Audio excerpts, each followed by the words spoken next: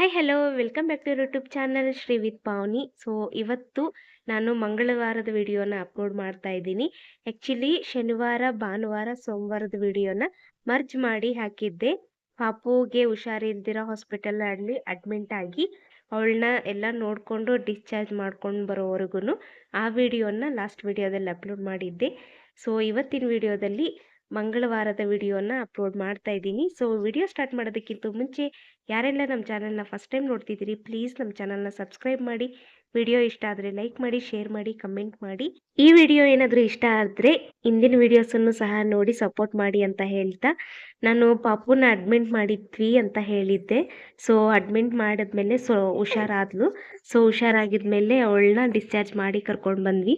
Discharge ಮಾಡಿ ಮನೆಗೆ ಕರ್ಕೊಂಡು ಬಂದಮೇಲೆ ಸಿಕ್ಕಾಪಟ್ಟೆ ಕೆಲಸ ಇತ್ತು. ನಾವು ಆಲ್ಮೋಸ್ಟ್ ಒಂದು 8 ದಿನನೇ ಮನೆ ಕದ ಹಾಕಿದ್ವಿ. ಯಾಕೆ ಅಂದರೆ ಊರಿಗೆ ಹೋಗಿದ್ವಿ ಮುಂಡವಾಡಕ್ಕೆ, ಮನೆ ಓಪನಿಂಗ್ ಇರೋದ್ರಿಂದ ಅಲ್ಲೇ ಒಂದು ವಾರ ಉಳ್ಕೊಂಡಿದ್ವಿ. ಸೊ ಹಾಗಾಗಿ ಮನೆ ಕದ ಹಾಕಿದ್ವಿ. ಸೊ ಅಲ್ಲಿಂದ ನಾವು ಹುಷಾರಿಲ್ಲ ಪಾಪುಗೆ ಅಂತೇಳ್ಬಿಟ್ಟು ಸಡನ್ನಾಗಿ 8 ದಿನ ಆದಮೇಲೆ ಮನೆಗೆ ಬಂದ್ವಿ. ಮನೆಗೆ ಬಂದ ತಕ್ಷಣವೇ ಪಾಪುಗೆ ಜ್ವರ ಜಾಸ್ತಿ ಆಗಿದ್ದರಿಂದ ಹಾಸ್ಪಿಟ್ಲಿಗೆ ಕರ್ಕೊಂಡೋಗಿ ಅಡ್ಮಿಂಟ್ ಮಾಡಿಸಿದ್ವಿ. ಸೊ ಅಲ್ಲೊಂದು 3 ದಿನ ಆಯಿತು. ಸೊ ಟೋಟಲ್ ಒಂದು 10 ದಿನನೇ ಮನೆ ಕ್ಲೋಸ್ ಮಾಡಬೇಕಾಯ್ತು.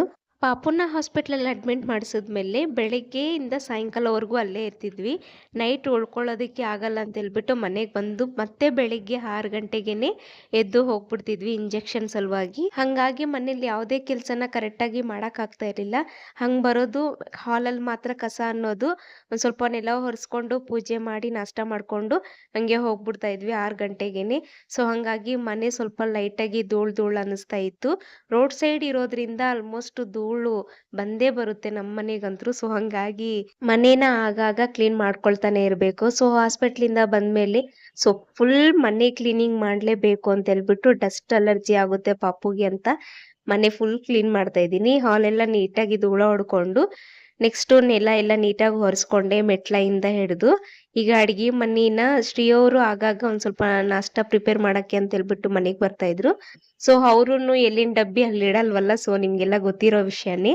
ಹಳೆ ವಿಡಿಯೋಗಳನ್ನೆಲ್ಲ ನೋಡಿದ್ರೆ ಶ್ರೀಯವರು ಯಾವ ರೀತಿ ಅಡುಗೆ ಮನೆ ಯೂಸ್ ಮಾಡ್ತಾರೆ ಅನ್ನೋದು ಗೊತ್ತಿರುತ್ತೆ ನಿಮಗೆ. ಸೊ ಹಂಗಾಗಿ ಅಡುಗೆ ಮನೆನೂ ಒಂದ್ಸಲ ನೀಟಾಗಿ ಕ್ಲೀನ್ ಮಾಡ್ಕೊಳ್ತಾ ಇದ್ದೀನಿ. ಸೊ ಡಬ್ಬಿಯಿಂದ ಹಿಡಿದು ನೆಲೆಯಿಂದ ಹಿಡಿದು ಕೌಂಟರ್ ಟಾಪಿಂದ ಹಿಡಿದು ಅಡುಗೆ ಮನೆದು ಎಲ್ಲ ಕ್ಲೀನ್ ಮಾಡಿಕೊಂಡು ನೀಟಾಗಿ ಸ್ವಚ್ಛ ಮಾಡ್ಕೊಳ್ತಾ ಇದ್ದೀನಿ. ಸೊ ಇದೆಲ್ಲ ಆದಮೇಲೆ ಮಧ್ಯಾಹ್ನ ಊಟಕ್ಕೆ ರೆಡಿ ಮಾಡಬೇಕಿತ್ತು. ಟೈಮ್ ಅಂತೂ ಜಾಸ್ತಿ ಆಗ್ತಾ ಇತ್ತು. ಸೊ ಏನು ಮಾಡೋದು, ಒಂದ್ಸಲ ಕೈ ಹಿಡಿದ್ಮೇಲೆ ಮನೆ ಪೂರ್ತಿ ಕ್ಲೀನ್ ಆಗೋವರೆಗೂ ಹೆಣ್ಮಕ್ಳಿಗೆ ಸಮಾಧಾನ ಆಗಲ್ಲ. ನನಗೆ ಅಂತಲ್ಲ, ಆಲ್ಮೋಸ್ಟ್ ಎಲ್ಲ ಹೆಣ್ಮಕ್ಳಿಗೂ ಹಾಗೆ ಇರುತ್ತೆ.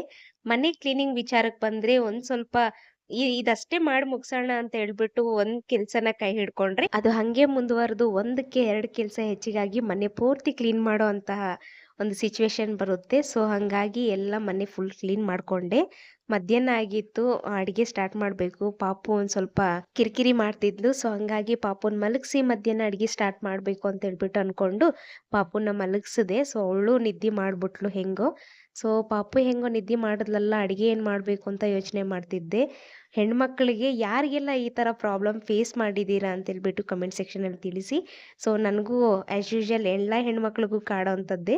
ಮಧ್ಯಾಹ್ನ ಅಡುಗೆ ಏನು ಮಾಡಬೇಕು, ರಾತ್ರಿ ಅಡುಗೆ ಏನು ಮಾಡಬೇಕು, ಬೆಳಗ್ಗೆ ಟಿಫನ್ ಏನು ಮಾಡಬೇಕು ಅನ್ನೋದಿದ್ದೇ ಇರುತ್ತೆ. ಸೊ ಆಲ್ಮೋಸ್ಟ್ ತುಂಬ ದಿನಗಳೇ ಆಗಿತ್ತು ಊರಿಗೆ ಹೋಗೋಕ್ಕೆ ಮುಂಚೆ ಊರಿಗೆ ಹೋಗ್ತಿದ್ದೀವಲ್ಲ, ಹೆಂಗೋ ಏನು ಕಿರಾಣಿ ತರಿಸೋದು ಬೇಡ ಬಿಡು ಅಂತೇಳ್ಬಿಟ್ಟು ಕಿರಾಣಿ ಐಟಮ್ಸ್ ಏನು ತೊಗೊಂಡು ಬಂದಿರಲಿಲ್ಲ. ಸೊ ಆಲ್ಮೋಸ್ಟ್ ಮನೇಲೆಲ್ಲ ಕಿರಾಣಿ ಐಟಮ್ಸ್ ಖಾಲಿಯಾಗಿದ್ದು, ಸ್ವಲ್ಪ ಸ್ವಲ್ಪ ಅಷ್ಟೇ ಉಳ್ಕೊಂಡಿದ್ವು. ಮಧ್ಯಾಹ್ನ ಊಟಕ್ಕೆ ಏನು ಮಾಡಬೇಕು ಅಂತ ಯೋಚನೆ ಮಾಡಿ ಬೇಳೆ ಕುದಿಯಕ್ಕೆ ಹಾಕಿಟ್ಟೆ. ಸಾಂಬಾರಂತೂ ಮಾಡಿಡೋಣ ಅಂತೇಳಿ. ಸೊ ಅಕ್ಕಿಯಿಂದ ಹಿಡಿದು ಬೇಳೆಯಿಂದ ಏನೇನೂ ಇರಲಿಲ್ಲ, ಆಯಿಲ್ ಸಹಿತ ಇರಲಿಲ್ಲ.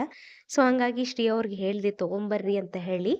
ಸೊ ಹಾಗಾಗಿ ಅವ್ರು ಬರೋದ್ರಲ್ಲಿ ಒಂದು ಸ್ವಲ್ಪ ಬೇಳೆ ಇದ್ವು, ಕುದಿಯಕ್ಕೆ ಹಾಕಿಟ್ಟು ಒಂದು ಸ್ವಲ್ಪ ಫ್ರೂಟ್ಸು ಅವು ಎಲ್ಲ ತಂದಿಟ್ಕೊಂಡಿದ್ದೀವು. ಅವೆಲ್ಲ ಕವರಲ್ಲಿದ್ದರೆ ಹಾಳಾಗ್ತಾವೆ ಅಂತ ಹೇಳಿ ಒಂದು ಸಣ್ಣ ಪುಟ್ಟಿ ತೊಗೊಂಡು ಅದಕ್ಕೆಲ್ಲ ತೆಗೆದಿಟ್ಕೊಳ್ತಾ ಇದ್ದೀನಿ, ಪಾಪು ತಿನ್ಬೋದು ಅಂತ. ಸಂತೆಯಲ್ಲಿ ನೋಡಿ ಪಪ್ಪಾಯ ಹಣ್ಣು 10 ರೂಪಾಯಿಗೆ ಕೊಟ್ಟರು.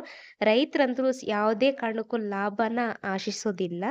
ಲಾಭ ಇಲ್ದೇನೆ ಯಾರಾದರೂ ಏನಾದರೂ ವ್ಯಾಪಾರ ಮಾಡ್ತಾರೆ ಅಂದರೆ ಅದು ರೈತರು ಒಂದೇನೆ. ನನಗೆ ಸಣ್ಣ ಒಂದು ಪಪ್ಪಾಯನ ಎಷ್ಟು 10 ರೂಪಾಯಿಗೇ ಕೊಟ್ಬಿಟ್ರು, ತುಂಬ ಫ್ರೆಶ್ ಆಗಿತ್ತು. ಸೊ ಒಂದು ಪಪ್ಪಾಯ ತೊಗೊಂಡು ಬಂದಿದ್ವಿ ಪಾಪುಗೆ ತಿನ್ಸಕ್ಕೆ ಬರುತ್ತೆ ಅಂತ ಹೇಳಿ. ಸೊ ಇದನ್ನೆಲ್ಲ ನೀಟಾಗಿ ಎತ್ತಿಟ್ಕೊಂಡ್ಮೇಲೆ ನೋಡಿ ನೀವು ನೋಡ್ಬೋದು ಆಲ್ಮೋಸ್ಟ್ ಎಲ್ಲ ಕಿರಾಣಿ ಎಲ್ಲ ಖಾಲಿಯಾಗಿದೆ. ಇನ್ನೇನಿದ್ರು ತರಿಸ್ಕೊಂಡ್ರೇನೆ. ಶ್ರೀ ಅವ್ರು ಬರೋದ್ರೊಳಗಡೆ ಸಾಂಬಾರ್ ಮಾಡಿಟ್ಕೊಂಡ್ರೆ ಒಂದ್ ಸ್ವಲ್ಪ ಅನ್ನ ಮಾಡ್ಕೊಂಡು ಏನಾದ್ರೂ ಲೈಟಾಗಿ ಸೈಡ್ ಡಿಶ್ ಬೇಕೇ ಬೇಕು ಶ್ರೀ ಅವ್ರಿಗೆ. ಸೊ ಹಂಗಾಗಿ ಊರಿಂದ ಒಂದೆರಡು ತುಪ್ರಿಕಾಯಿ ತಂದಿದ್ದೆ. ನಮ್ ಕಡೆ ಇದಕ್ಕೆ ತುಪ್ರಿಯ ಕಾಯಿ ಅಂತ ಹೇಳಿ ಕರೀತಾರೆ. ಬಟ್ ಬೆಂಗಳೂರು ಕಡೆ ಈ ಕಾಯಿನ ಏನಂತ ಕರೀತಾರ ಅನ್ನೋದು ಗೊತ್ತಿಲ್ಲ ನನಗೆ. ಮರ್ತೋಗಿದೆ ಅನ್ನೋದಕ್ಕಿಂತ ಮದ್ವೆಗ್ ಮುಂಚೆ ಅಷ್ಟೊಂದು ತರಕಾರಿಗಳ ಹೆಸರು ಕೂಡ ಕರೆಕ್ಟಾಗಿ ಗೊತ್ತಾಗ್ತಾ ಇರ್ಲಿಲ್ಲ. ಸೊ ಹಂಗಾಗಿ ಇಲ್ಲಿ ಬಂದ್ಮೇಲೆ ಇದನ್ನ ತುಪ್ರಿಕಾಯಿ ಅಂತ ಹೇಳಿ ಕರೀತಾರೆ ಅಂತ ಹೇಳಿ ಗೊತ್ತಾಯ್ತು. ಸೊ ಹಂಗಾಗಿ ಒಂದೆರಡು ತುಪ್ರಿಕಾಯಿ ತಗೊಬಂದಿದ್ದೆ. ಇವನ್ನ ಇವತ್ತು ಬಜ್ಜಿ ಮಾಡ್ಬೇಕು ಅಂತ ಹೇಳ್ಬಿಟ್ಟು ಡಿಸೈಡ್ ಮಾಡಿದೀನಿ. ಪಲ್ಯನೂ ಮಾಡ್ಬೋದು, ಬಜ್ಜಿ ಮಾಡಿದ್ರೆ ಸೂಪರ್ ಟೇಸ್ಟ್ ಆಗಿರುತ್ತೆ.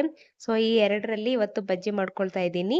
ಬಜ್ಜಿ ಮಾಡ್ಕೊಳ್ಬೇಕಾದ್ರೆ ಫಸ್ಟ್ ಹಿಟ್ಟು ಕಲ್ಸ್ಕೊಬೇಕಲ್ಲ. ಸೊ ಹಂಗಾಗಿ ಕಡಲೆ ಹಿಟ್ಟು ಒಂದ್ ಸ್ವಲ್ಪ ಇತ್ತು. ಎಲ್ಲ ಆಲ್ಮೋಸ್ಟ್ ಸ್ವಲ್ಪ ಸ್ವಲ್ಪ ಕಿರಾಣಿ ಐಟಮ್ಸ್ ಇದಾವೆ. ಇಲ್ದೇ ಇರೋದನ್ನ ಬೇಗ ತರ್ಸ್ಕೋಬೇಕು ಅಂತ ಹೇಳಿ ಆಲ್ರೆಡಿ ಫೋನ್ ಮಾಡಿ ಶ್ರೀ ಅವ್ರಿಗೆ ಹೇಳಿದ್ದೆ. ಸೊ ಹಂಗಾಗಿ ಇರೋದನ್ನಷ್ಟೇ ಯೂಸ್ ಮಾಡ್ಕೊಂಡು ಅನ್ನ ಸಾಂಬಾರ್ ಆದ್ರೆ ಒಂದ್ ಸ್ವಲ್ಪ ಬಜ್ಜಿ ಮಾಡ್ಕೊಂಡ್ರೆ ಲೈಟ್ ಆಗಿ ಊಟ ಮಾಡ್ಬೋದು ಅಂತ ಹೇಳ್ಬಿಟ್ಟು ಈಗ ಬಜ್ಜಿ ಮಾಡ್ಕೊಳ್ತಾ ಇದ್ದೀನಿ. ಕಡಲೆ ಹಿಟ್ಟನ್ನ ಒಂದ್ ಸ್ವಲ್ಪ ಹಾಕೊಂಡು ಅದಕ್ಕೆ ಅಜ್ವಾನ ಉಪ್ಪನ್ನ ಹಾಕೊಂಡು ನೀಟಾಗಿ ನಾರ್ಮಲ್ ಆಗಿ ನಾವು ಮಿರ್ಚಿ ಅಂದ್ರೆ ಬೋಂಡಾ ಮತ್ತೆ ಬಜ್ಜಿ ಎಲ್ಲ ಬಿಡ್ತೀವಲ್ಲ ಅದೇ ರೀತಿ ಯಾವ ರೀತಿ ಹಿಟ್ಟು ಕಲ್ಸ್ಕೊಂತೀವಿ ಅದಕ್ಕೆ ಕಲ್ಸ್ಕೊಂಡಂಗೆನೆ ಹಿಟ್ಟನ್ನ ರೆಡಿ ಮಾಡ್ಕೊಳ್ತಾ ಇದೀನಿ. ಈಗ ಇಲ್ಲಿ ಒಂದ್ ಸ್ವಲ್ಪ ಉಪ್ಪೆಲ್ಲ ಹಾಕೊಂಡ್ಮೇಲೆ ಅಜ್ವಾನ ಅಂತ ಹೇಳಿ ಕರೀತಾರೆ ಇದನ್ನ.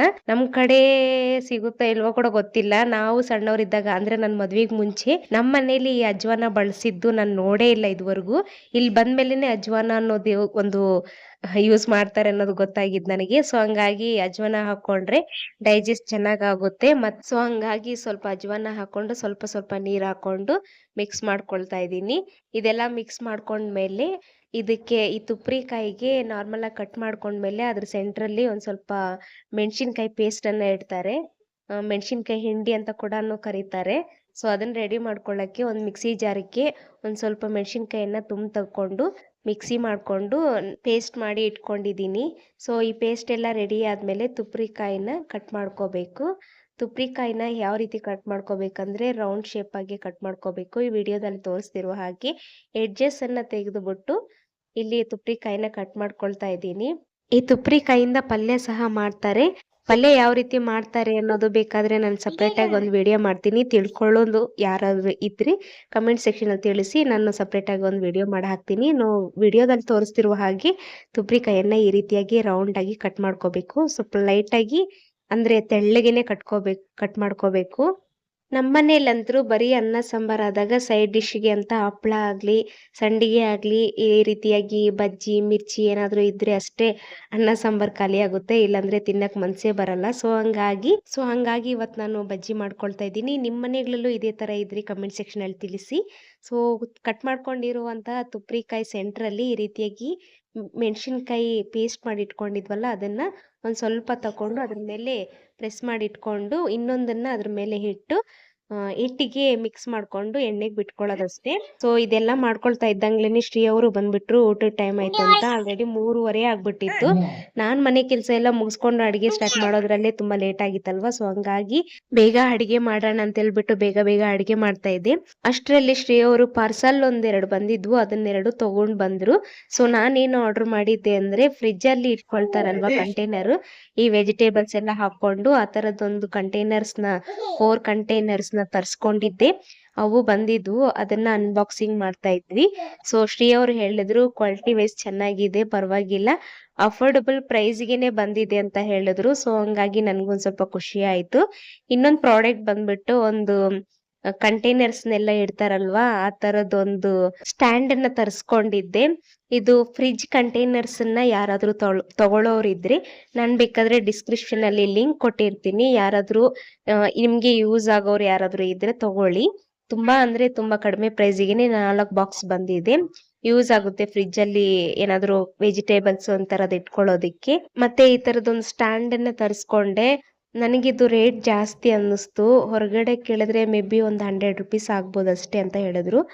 ಆಕ್ಚುಲಿ ಒಂದು 150 ಆಫರ್ ಇತ್ತು ಅವತ್ತು, ಹಂಗಾಗಿ 150 ಅಂತ ಹೇಳಿ 170 ಚೇಂಜ್ ಏನೇ ಇತ್ತು ನಾರ್ಮಲ್ ಡೇಸ್ ಅಲ್ಲಿ.